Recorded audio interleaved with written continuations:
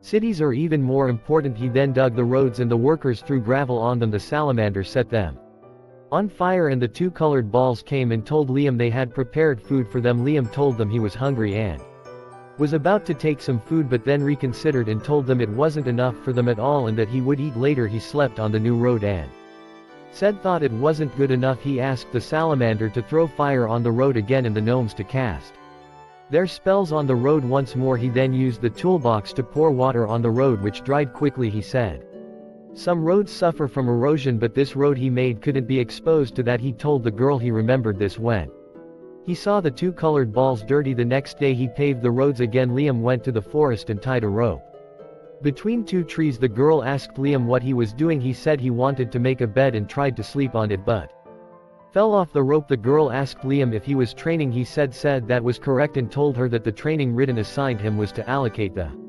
required amount of magical energy and maintain it in different points of his body. He also realized something in this process: when the body is saturated with magical energy it compensates for its use in casting spells and grants physical strength or weight. So he came up with a good idea that he could continue training even while sleeping once he got used to it. He said he loved magic and that it wasn't shameful to train on it while sleeping. He fell off the rope again and then slept again, saying he needed to distribute his energy evenly in his body and lie on the rope, taking his time and training as he used to. This time he didn't fall. The girl asked Liam if it was easier now. Liam said it was. The girl told him he should notice now. He asked what he should notice and said he felt something different. He told her he felt a subtle difference in magic but didn't know its source before. The girl told him it was the differences in the earth and informed him that magical energy is the latent power a person possesses. She told him that the differences in the earth they live on for food and drink appear as subtle differences in the wavelength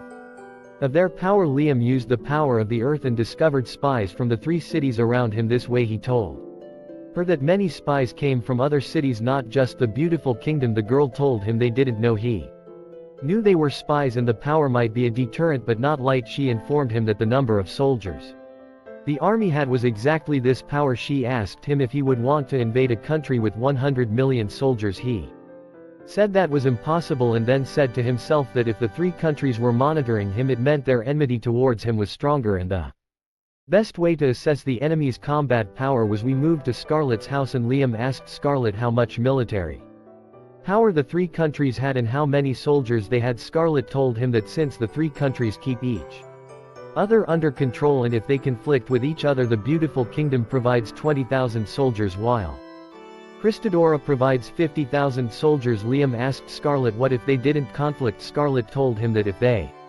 wanted to sweep our country with soldiers they would be the first to invade us but at that time the beautiful kingdom would double the number but Cristodora would attack with all its might so they wouldn't send more than 50,000 soldiers. Liam said that was a very large number and he couldn't face them alone. He only had 10,000 soldiers including the townspeople and even with the new magical combat armor they wouldn't be enough. Then he said it's possible that we could make iron armor for the army but it wouldn't be like the original so I need to act wisely to avoid fighting. Scarlet said to him then, "Leave it to me." He replied, "All right, I'll rely on you." They moved to the forest and Liam said there are 3 nations monitoring me but there are many nations on the continent. I wonder if they'll send someone else to watch me. Then he used his magic to sense the observer more accurately. After that he went to the workers and told them to stay away from this path. He then summoned gnomes and asked them to dig deep under the road.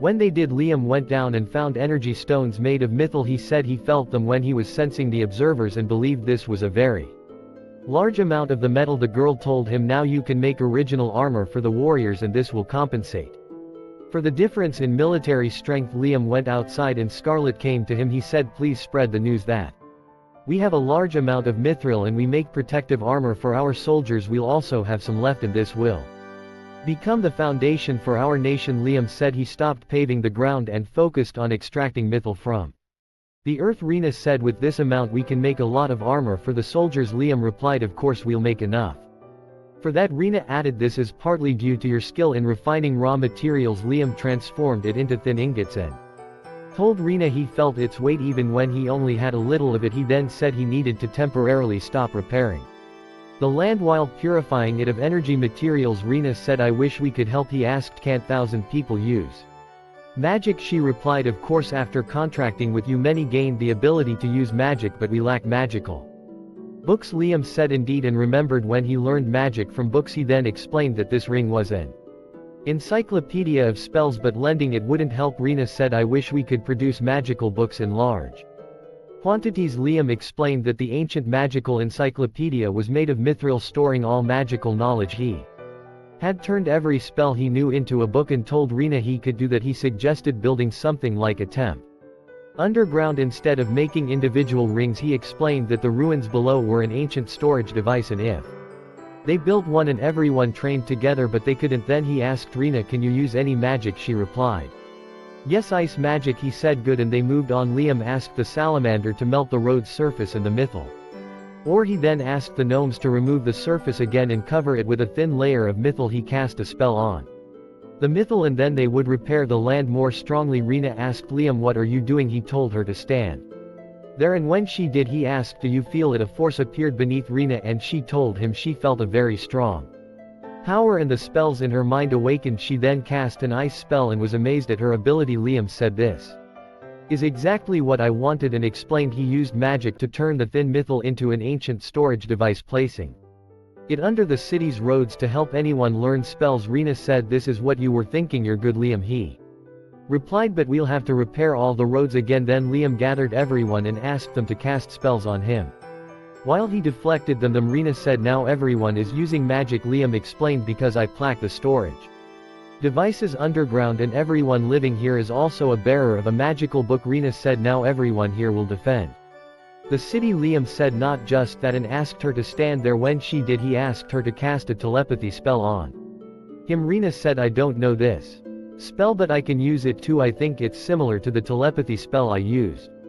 Liam explained telepathy transfers thoughts while this spell transfers sound over long distances. Rina asked, how do you know I can use this spell? He replied, because I created it and it's part of the contract with me. She said so everyone in this city can use it. He said of course. Then Rina started using the spell and communicated with Natasha, who was surprised and asked where she was. Rina told Natasha you can really hear me and laughed, explaining that Mr. Liam had created a new spell for her which amazed Natasha. Rina then told Liam this will make it easier for us to communicate. You've also created a beautiful city for us unlike any other, a magical city. Liam said a magical city, I think that's a very good expression and makes me even more excited. They gathered in Liam's royal palace and Rina said now we're gathered to choose Mr. Liam's maids. Scarlet told the men you're not eligible because you're not maids and asked them what they were doing there. Guy replied we want to serve Liam too and we'll wear maid outfits. She told them to be quiet and asked them to go outside. Another girl said we won't keep those who don't know how to do household chores and